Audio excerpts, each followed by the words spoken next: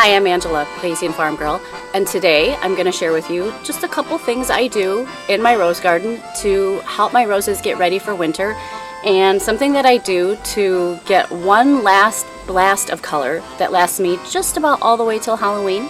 It is the end of August, and today the cicadas are buzzing. I'm in zone 5B, so I'm starting to think about winding down my rose garden and winding down my potager. So I'm going to show you what I do. It's not going to be an exhaustive tutorial on roses. Maybe I'll do that next spring. That would be fun. Just a couple hints that I hope you enjoy. What I have here is a rose called All the Rage. It's a beautiful apricot rose that I got at the farmer's market this summer. I absolutely love it. You can see she's kind of winding down. So I'm going to show you how I prune her.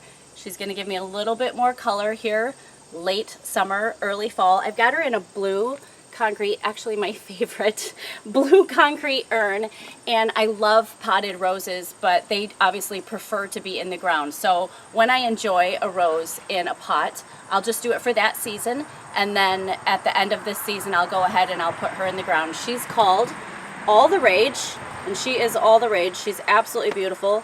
Nice, bright green, healthy. Few bugs here. We've got major grasshoppers on the farm this year. So let's talk a little bit about the hips, because for me, a rose is a plant that just keeps on giving. I'm here in Illinois, so we have some pretty nasty winters, and I absolutely love when we get an ice storm and the roses get covered, the canes get covered with that clear coating of ice. It's so beautiful. Hi, kitty. And one of my favorite things about a rose is, ironically, not the flower itself, but the hips. I think they're absolutely gorgeous. So what happens, the hip appears if a bee has pollinated the roses. We have our hives here, and I have very happy fruits and vegetables, very happy roses, very happy bees. So if there's no pollination, then the flower just sort of falls apart and there's no hip. So I do like to give a pruning now, so I can get one last bit of color, and then I leave well enough alone, because those hips are usually a nice bright orange, and they're absolutely stunning in the winter. I just love them. Hi, kitty, kitty, kitty. Can you say hi? Look at this beautiful cat. Isn't she pretty? She went on date night with hubby and I. She got stuck up in the wheel well and drove all the way to the next town to the sushi bar for date night, and live to tell about it. So, okay, I'm gonna show you how to do this. Of course, I'm filming a video and I can't find my rose clippers. So I've got a nice sharp pair of scissors and my gloves, because every time I think I'm not gonna get jabbed with a thorn, I get jabbed with a thorn. So let's do this. Let's show you how to prune your rose. You can do this all season long, but I particularly do it right now to get ready for fall and get that last bit of color.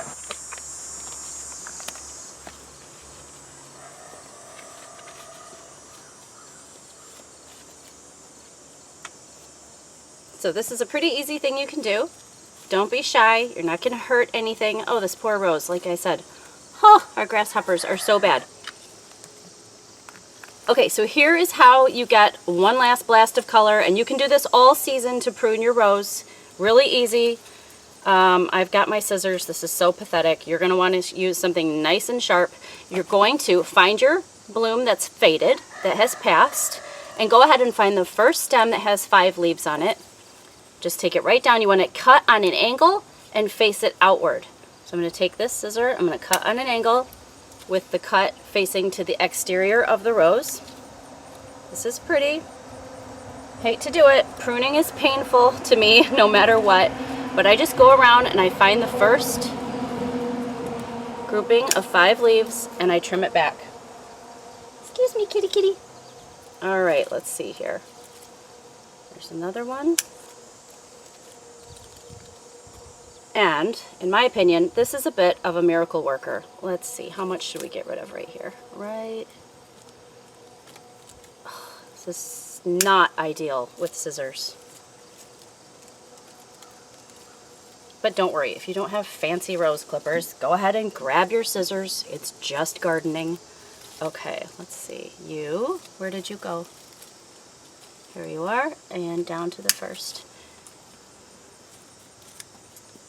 This is a beautiful rose. It's done so well in this pot. It just now is starting to look like it's unhappy with me. So I'm going to put it in the ground.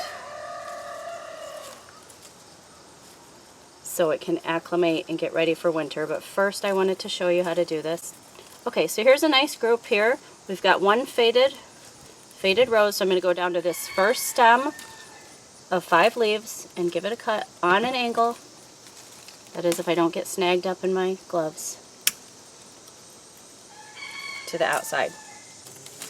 If you have any leaves that are looking a little sad, go ahead and get rid of them as well. Again, she'll be much happier in a few weeks when I put her in the ground.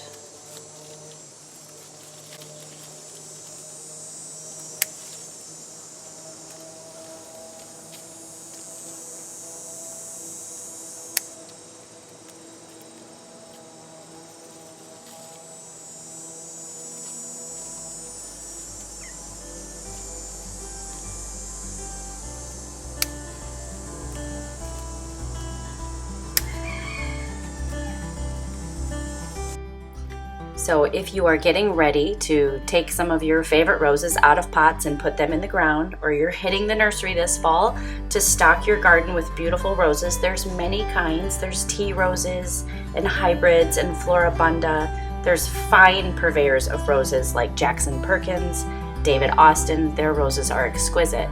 But here's my little hint. You can get a rose at Aldi or at your local supermarket, and you can make it amazing, because it's not always about the rose, it's about what you put in the hole. So what I suggest is following the directions on the package and using mushroom compost, giving it plenty of water, not letting it be crowded. Give that rose plenty of room to grow and to breathe. It's about what you put in the hole and how you prep that rose. That's really going to make an amazing, amazing rose. True, those companies have created and developed absolutely gorgeous roses, but you can get away with buying the cheapies if you compost and treat that rose with tender, loving care. When it comes to getting your roses ready for winter, you want to mulch them when it starts to get cold out. So go ahead and when you rake your yard, pile those leaves all around the base of your rose. If you don't have leaves, use some other form of mulch like straw or hay. Be sure to stop fertilizing your rose mid to late summer, because you want to allow the rose to focus its energy on the roots and not on forcing those big blooms. So while we are pruning the rose to get one last bloom, we're not transferring the energy. We're letting the energy go down to the roots by laying off of the fertilizer and giving it a chance to really get strengthened and hardy for the winter.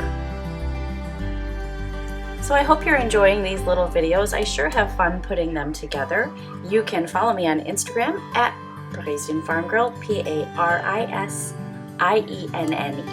and of course on the blog at parisienfarmgirl.com. And if you don't have a copy of my cookbook yet, From France to the Farm, you can follow the link down below.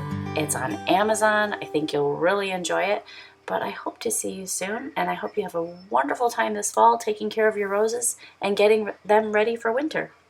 A bientôt!